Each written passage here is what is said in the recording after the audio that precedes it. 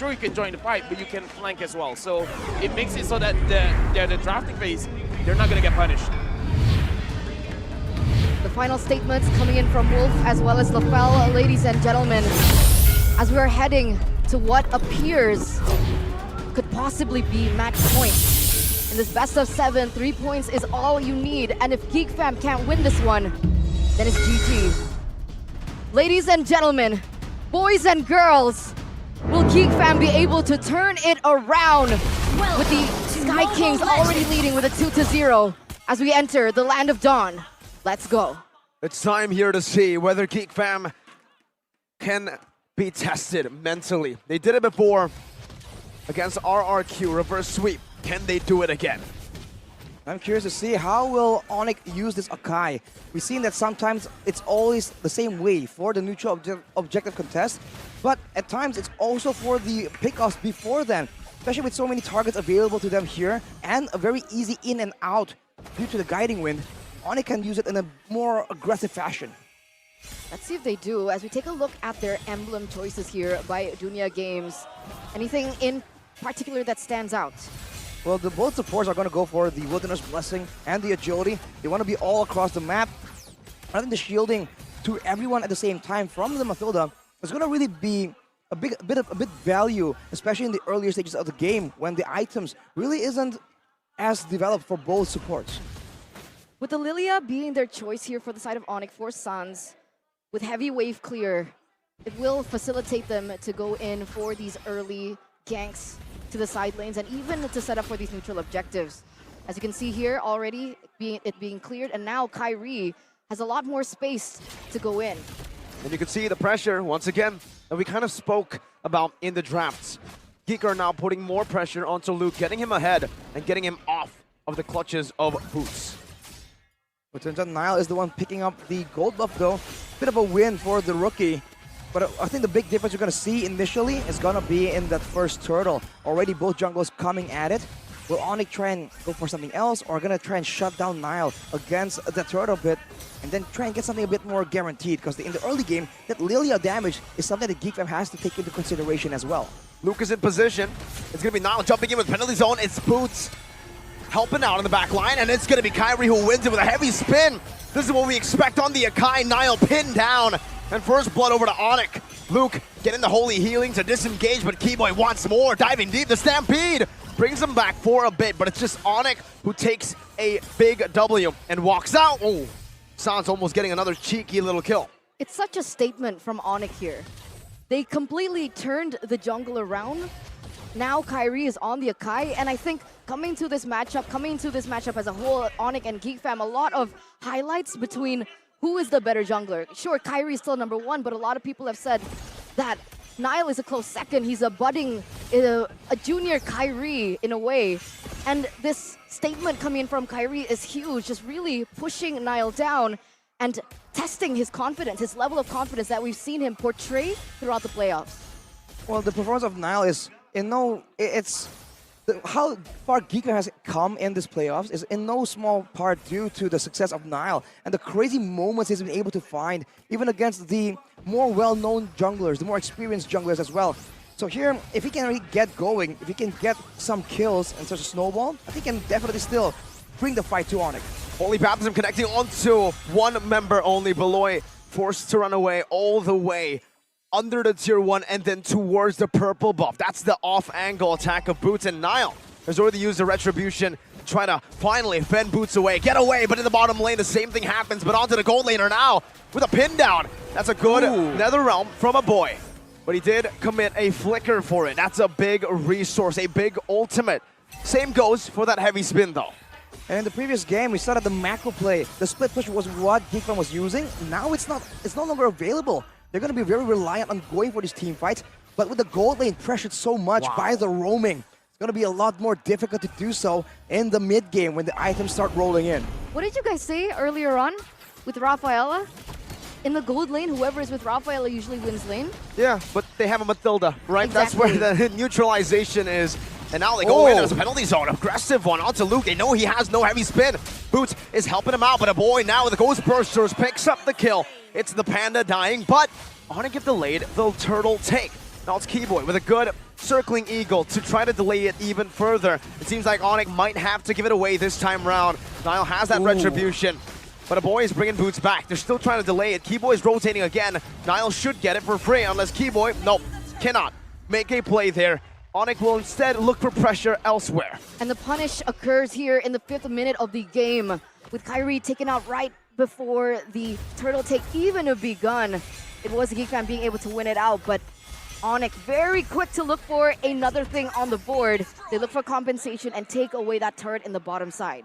And the intelligence that that circling eagle gives you is just, again, so underrated. We've mentioned it multiple times, but with Keyboy popping it, you just see so much more intelligence, and that means that Onic can move in a more educated fashion. On top of that, by the way, it was interesting in the earlier fight because Sans wasn't even passing towards the turtle at all. And now he's getting caught out. Sans forced to use that sprint. He already used the black shoes. Oh, he dodges away from the taunt, and now it's a circling eagle. Knocking Niall up. Boots, knockout strike to try to lock him down. That's enough damage. Says Onic, we'll go back and look for scraps. Niall on the other side. Oh, KAIRI with a dash forward, very aggressive, trying to zone them away. It looks like they want to mount up a siege in the mid lane. Those are some big glooms coming at it, forcing out another realm as KAIRI gets stunned up, but he's still able to walk away. Luke, penalty zone, but it's only on to Chewe, who should be able to get out with a guiding win very easily.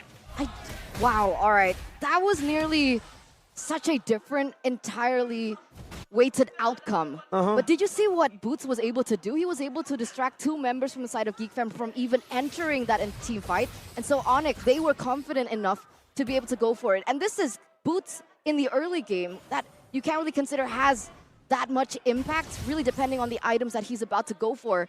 But in that late stage, I expect this to be very brutal for Geek Fam. And it is.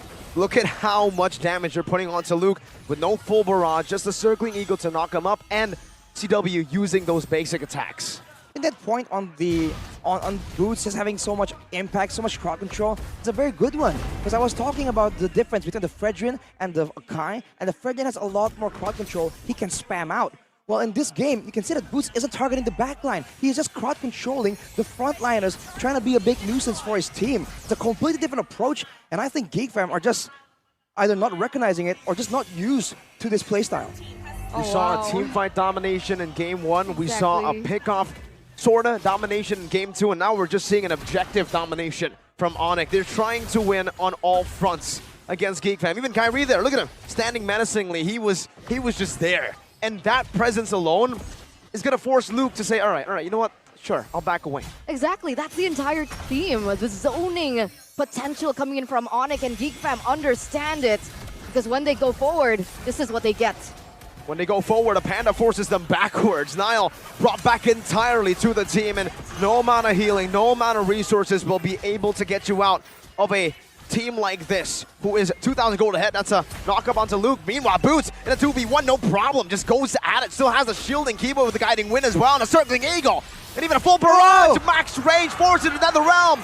Gets brought back by that circling eagle, that guiding win. Luke now caught in the midst, jumped in for the penalty zone right now, and it's actually a turnaround. A good one by Luke. Flickers out to safety, and Geek Fam have finally gotten a good win in their hands. KAIRI able to jump back a boy with a stampede, brings Sans back all the way to the back. Sans dodging away, but it is all for naught. Geek Fam gets the first win in the series. This is the moment that we've been waiting for. This is what the community all around the world has been waiting for. A 3-4-0 trade in favor of Geek Fam as they retake the game. They get a little bit more space. They take away the purple buff away from a KAIRI. Niall able to take it. Is Keyboy going a little too heavy? Still able to get out, doesn't commit onto that. But 8 minutes in, 9 minutes in, this is what we want to see. That's the Geek Fam require, but also Onic is being uncharacteristically greedy for that kill there, just going in and bringing CW all the way to the front line against a team with so much damage, but with shorter range. It's a bit of a similar matchup we've seen Geek Fam and Onic in before, but if the Onic wants to get success, they have to be a bit more careful. There's a lot of ways that Geek Fam can punish, and we're seeing it in the previous fight. Penalty zone locked on to the baptism as well, comboed in together, but the guiding win gets him out. Now Onic mounting up a re-engage. Geek Fam have an advantage in numbers up top. Turns out Onic are just trying to bait, trying to feint, to give the bottom side a bit more of an advantage. It's KAIRI and CW on the Lord. Niall with a Brazer's Wrath. KAIRI with a heavy spin. No, he doesn't even use it. Now he decides to do it. And it's a pin Niall down. The NetherRealm grants him a bit more HP. CW dealing quite a good amount of damage. Boots clearing out this mid wave. And Onic just win out in the trade. Geek Fam, though, will not leave it to that. Sans has the black shoes, pops it. Luke now going to be knocked up. Luke, in the midst of it all, still using the hammers to get that sustain. The holy healing with the flask of the Oasis gets him out. Keyboy, that's a circling eagle. Caw-caw, as Leo would say. Shout out, Leo. Shout out, Leo.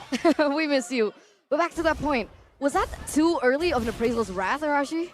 I think he was just desperate to go for it because the fact is he's alone against 2 members and CW on a marksman has essentially unlimited damage output. That's the benefit of a marksman, right? Can keep hitting, keep doing damage, and now just wants to really seal the deal, take the Lord, and KAIRI just very calmly doesn't even use the heavy spin and just goes for it.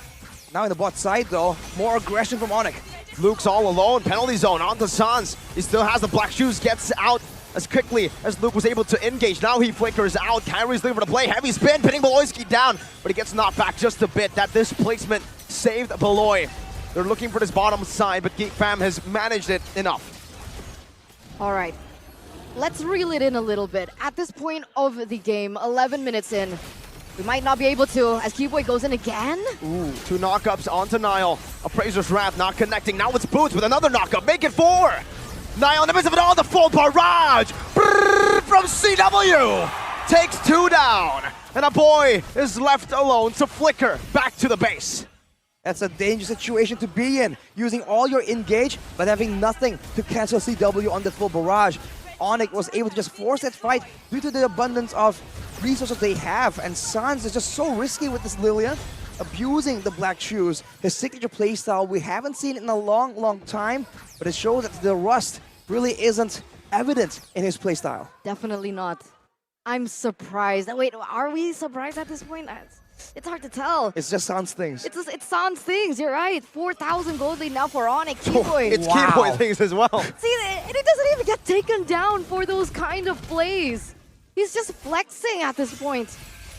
So unfair. But now, Monster. if you look at the situation though, Geek Fam, Marky has been farming, he hasn't been taken down, so technically he can kind of be the difference maker, but it depends on how the fight begins, right? There's a lot of ways for Onic to zone him out, so don't shoot on the other foot. If he wants to try and stay in the NetherRealm, then Geek Fam needs to play around him, and I think it's a bit difficult because Onic are the ones that can dictate the movements, dictate the crowd control. And KAIRI, compared to Niall, I must say, is so much better at setting up the heavy spin. But whoa! What was that? Black shoes? No way he survives this. The photo? Sans gets out! It's Keyboy with the guiding wind to save him. My goodness. Even with a blunder, it's not enough to take one of Onic's members down, but they do have an advantage now. An advantage they seek to utilize here. They're blitzing the Lord. KAIRI is the hope right now for Onic to secure this game. It's going to be the circling eagle. Good penalty zone as well. Niall finds the combo, but KAIRI finds a 2-man as a full barrage from CW into the guiding wind of Keyboy. Geek Fam find the Lord, but they lose out on a massive team fight. They lose Beloyski, they lose Niall, and they're going for more! Under the base turret. The turrets are non-existent. Keyboy, guiding wind. He finally dies. That's what you deserve for doing all these blasphemic things. But he has taken out Marky. No one's clearing the waves. A boy forced to flick around. 1 base turret down. Onic, they're ignoring the Lord. They take all the base turrets down. Without the Lord, without minions, they just get it. They poke it down. And who's it worth for? Do I even need to ask? That's 4. Make it 6 for the base turrets as well. And KAIRI gets the orange buff. Take a look at the instant replay right there. A great penalty zone stuns KAIRI up. It's a great set from Geek Fam, but afterwards, 2-man pinned down and a full barrage, completely uninterrupted. Jeez. And in our own games, Mirko, we question if this is possible. Full barrage into the guiding wind.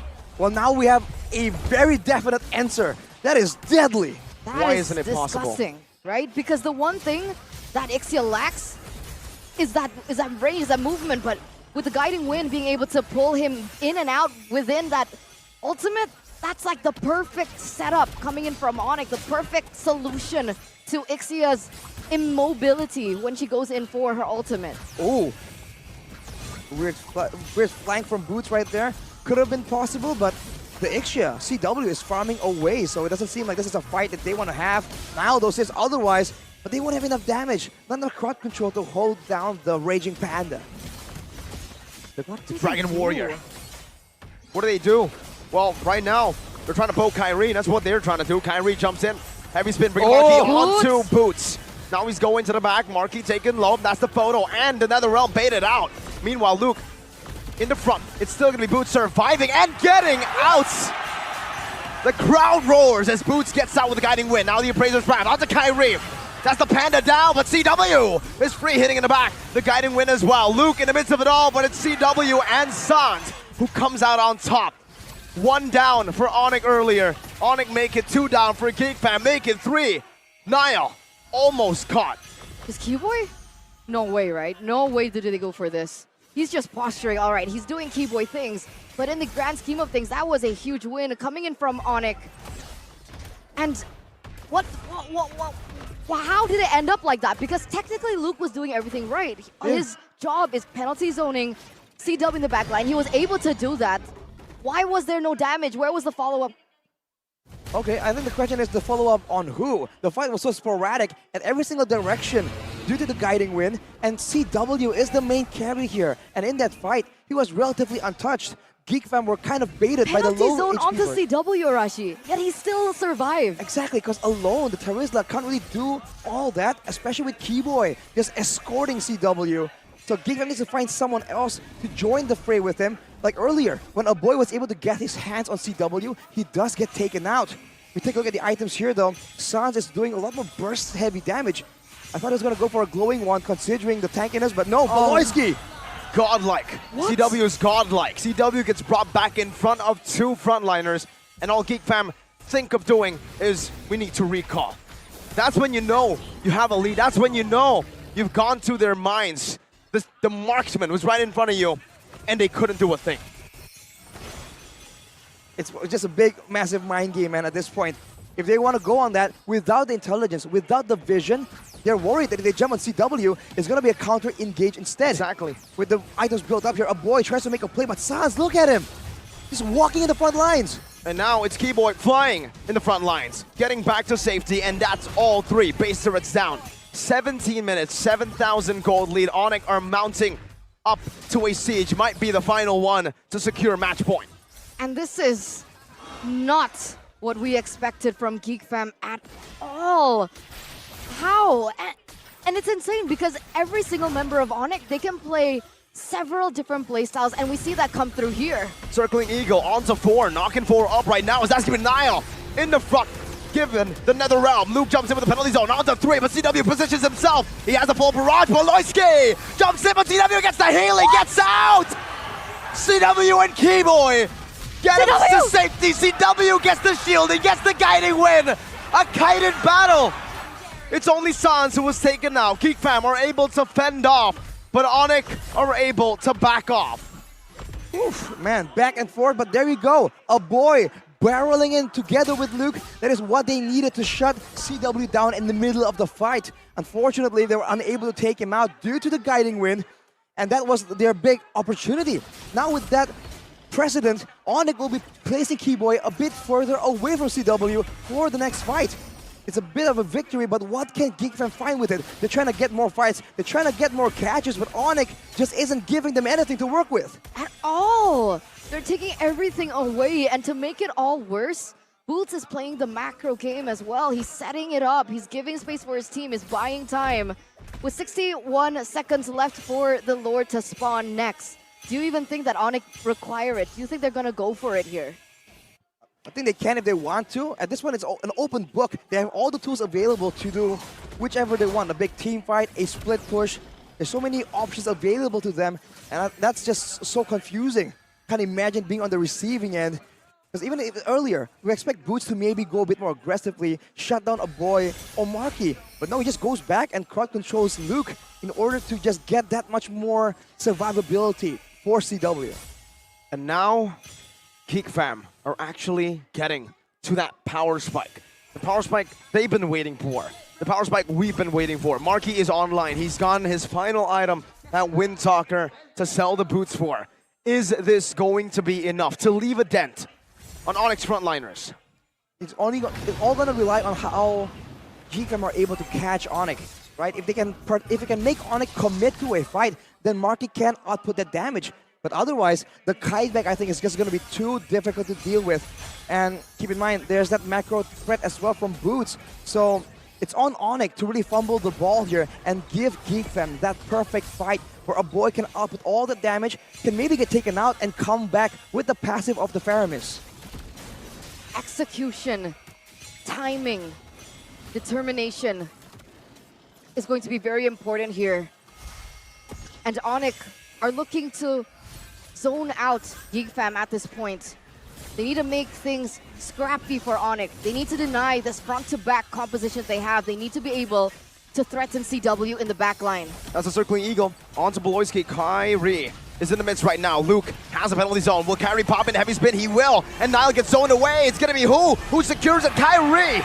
As Luke is isolated once again, melted down. That's a penalty zone. Used defensively to the back. What is a full barrage? Oh! From Chewe and a flicker forward. And a guiding win.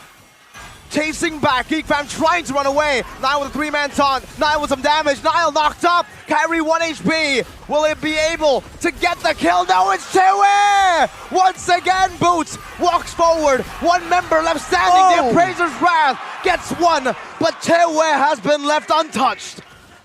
Keyboy, the only casualty in that long drawn fight. Onic! Whoa. Lusans, however, can they push for the end? I don't think it's enough. I don't think a boy can defend this all alone. He buys the immortality. He tries to delay the inevitable. And Onic are the inevitable. A full barrage right in the face of a boy. Onic, the Sky Kings, as dominant as ever. It's match point. Geek fam are down to the wire in this full best-of-7 series. Everything pinned against them. This is no longer a best-of-5. This is